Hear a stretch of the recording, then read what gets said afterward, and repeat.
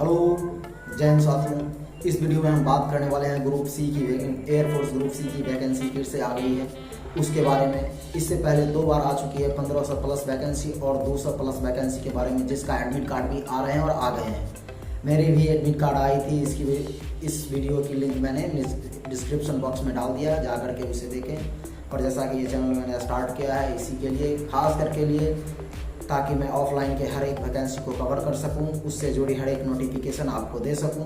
तो बने रहिए हमारे इस चैनल के साथ, रोहित यादव ग्राउंड रिपोर्ट के साथ। और चलिए उसका प्रोस्पेक्टर दिखाते हैं। प्रोस्पेक्टर दिखाने के बाद उसको दिखाते हैं कि कहाँ किस यूनिट का कितना वैकेंसी निकला है और कितना क्या है। तो चलिए चलते हैं अपने प्रोस्पेक्टर के ऊपर। धन्यवाद दोस्तों, और यदि वीडियो अच्छा लगे तो लाइक ज़रूर कीजिएगा। तो चलिए दिखाते हैं आपको हम भारतीय वायुसेना IAF के द्वारा निकाला गया जो रिक्रूटमेंट है उसके बारे में। Direct recruitment of group C civilian post in IAF के द्वारा निकाला गया है। एयरफोर्स कमांडिंग चलते हैं। डिफरेंट यूनिट के का निकला हुआ है, एक ही यूनिट में नहीं निकला हुआ है, और डिफरेंट पोस्ट निकला हुआ है दोस्तों। तो आप देख सकते हैं यहाँ पर कुक का है, मेस स्टाफ का है, मल्टीटास्किंग स्टाफ का है, ये सुब्रतो पार्क न्यू दिल्ली का है। उसके बाद दिल्ली कैंट का है, इसमें भी निकला हुआ है टाइपिंग का, मल्टीटास्किंग का, बहुत तरह के, गुरुग्राम का निकला हुआ है। ज़्यादातर इसमें दिल्ली का ही निकला हुआ है, कानपुर का निकला हुआ है, नई दिल्ली, ये सब का निकला हुआ है। मैं इस प्रोस्पेक्टर का नोटिफिकेशन लिंक जो है वो डिस्क्रिप्शन में डाल दूंगा, आप वहां से जाकर के इस फॉर्म को डाउनलोड कर सकते हैं और उसके अपने इच्छा अनुसार वहाँ पर चूज़ कर सकते हैं। मैं इसका फॉर्म कल भरूंगा, तो कल इसका फॉर्म फॉर्मेट भी दे दूंगा, आप वहां से भर सकते हैं। चलिए दोस्तों देखिए, इसमें UR जो है वो ऑन रिजर्व है, SC शेड्यूल कास्ट है, ये सब दिया हुआ है, ये सब आप लोग देख लेंगे। एज रिलैक्सेशन 3 साल OBC के लिए रहने वाली है, 5 साल SC ST के लिए रहने वाली है। अब चलिए देखते हैं। एक्स सर्विसमैन यदि हैं आप लोग तो arm force shall be allowed to deduct the period of a service और टर्न एक्चुअल एज, उसमें आपको लगेगा, और NOC सर्टिफिकेट भी आपको लगेगा। उसके बाद SC ST है तो आपके पास, OBC अगर है तो OBC सर्टिफिकेट आपको लगेगा, यदि OBC के थ्रू आप लोग भर रहे हैं तो। डिपार्टमेंट एम्प्लॉई जो है यहाँ पर देख लीजिए, 40 ईयर तक UR, 45 ईयर OBC और 45 ईयर जो है SC ST के लिए रहने वाला है। चलिए देखते हैं, ये आपके पेमेंट लेवल के बारे में बताया गया है। पे स्केल जो है आपको 4th लेवल का आ गया, डाटा स्टोर वाला भर रहे हैं लेवल 4 का, as per the 7th CPC। Graduation होना इसमें ज़रूरी है। LDC के लिए यदि आप कर रहे हैं तो लेवल 2 का पेमेंट आप लोगों को रहने वाली है, और 12th क्लास इसकी जो है वो क्वालिफिकेशन रखा गया है। उसके बाद टाइपिंग भी है, जो इसमें आपको 30 पर मिनट हिंदी और 35 पर मिनट इंग्लिश आपको चाहिए, तो ये सब आप लोग देख लेंगे। हिंदी टाइपिंग भी चाहिए। उसके बाद स्टोर कीपर में 12th क्लास के लिए इक्विवेलेंट रहना ज़रूरी है। इसमें आपका कोई भी टाइपिंग के लिए नहीं मांगा गया है, बट यदि आप लोग चाहते हैं कि इसका बढ़ें तो आप लोग देख लेंगे इसमें। उसके बाद है सिविलियन मैकेनिकल के लिए, इसमें मैट्रिकुलेशन मांगा है, लेवल 2 का पेमेंट आप लोगों को रहने वाली है।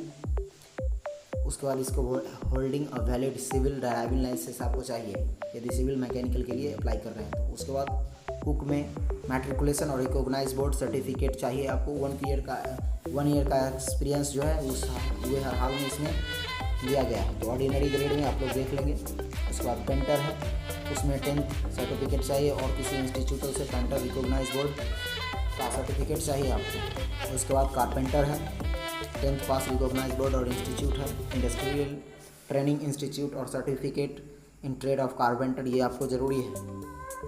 उसके बाद housekeeping staff, matriculation pass और equivalent qualification recognise board of university, यानी कि आपको SKS में केवल मैट्रिकुलेशन पास यदि आप हैं तो आप भर सकते हैं इस फॉर्म को। उसके बाद मेस स्टाफ है, इसमें भी मैट्रिकुलेशन माना गया है। 1 ईयर का यदि आपके पास एक्सपीरियंस है तो दीजिए, नहीं है तो नहीं दीजिए। उसके बाद मल्टीटास्किंग स्टाफ के लिए भी वही है, मैट्रिकुलेशन यदि आप लोग पास हैं तो आप ज़रूर इस फॉर्म के लिए अप्लाई कर सकते हैं। इसमें भी डिज़ायरेबल लगाया हुआ है, यदि है तो दीजिए, नहीं है तो नहीं दीजिए। अब मोड ऑफ सिलेक्शन क्या रहने वाला है, तो मोड ऑफ सिलेक्शन जो है वो स्क्रूटिनाइज्ड किया जाएगा, यानी आप लोगों को छांटा जाएगा एज के बेस पर, मिनिमम क्वालिफिकेशन के बेस पर, डॉक्यूमेंट और सर्टिफिकेट के बेस पर। पहले होगा रिटन टेस्ट, उसके बाद the test will be based on the educational qualification. जिस पर आप लोग फॉर्म भर रहे हैं, 12th लेवल पे भरे हैं 12th का, और 10th लेवल पर भरे हैं तो 10th का आप लोगों को रहने वाला है। स्टेनोग्राफर के लिए जनरल अवेयरनेस जरूरी है। उसके बाद the rest written test based भी मिनिमम एजुकेशनल क्वालिफिकेशन आप लोगों की रहने वाली है। उसके बाद MTS, HKS, लॉन्डियार्ड, मेसर स्टाफ और ये सब के लिए general reasoning, numerical aptitude, general English, general awareness आप लोगों को रहने वाली है। The question come answer paper will भी इंग्लिश और हिंदी दोनों में आप लोगों को रहने वाला है। लास्ट डेट जो है वो 30 दिन रहने वाली है। तो देख लेंगे आज से जोड़ करके आप लोगों को 30 दिन कब पूरा रहा है एम्प्लॉयमेंट न्यूज़ के और रोजगार समाचार के ऊपर से देख लेंगे आप लोग 30 दिन जोड़ लेंगे। 24 तारीख है तो आई थिंक 24/8 आप लोगों की ये लास्ट डेट या 23/8 आप लोगों की लास्ट डेट होने वाली है। हाउ टू अप्लाई, जो कि कल मैं फॉर्म भरूंगा तो उस वक्त आपको काउंट करके बता दूँगा। ये एप्लीकेशन फॉर्मेट जो आप लोगों को कल मिलेगा उसमें आप लोग सही डुअली भरना है, यानी कि आप लोगों को साफ भर करके उसमें फॉर्मेट देना है। तो लास्ट डेट आप लोगों को 30 डेज रहने वाला है। उसके बाद एडवर्टीजमेंट ऑफ एम्प्लॉयमेंट और नेचर ऑफ प्रेशर, आप लोग यदि रिजर्व बेस से अप्लाई कर रहे हैं तो आपको OBC यहाँ पर लगाना बहुत ज़रूरी है। In case of OBC against their reserved quota it should be listed under central OBC, ठीक है। उसके बाद आपको सेल्फ अटेस्टेड हर एक कॉपी चाहिए, ध्यान रखिए सेल्फ अटेस्टेड आपको हर एक चीज़ कॉपी चाहिए।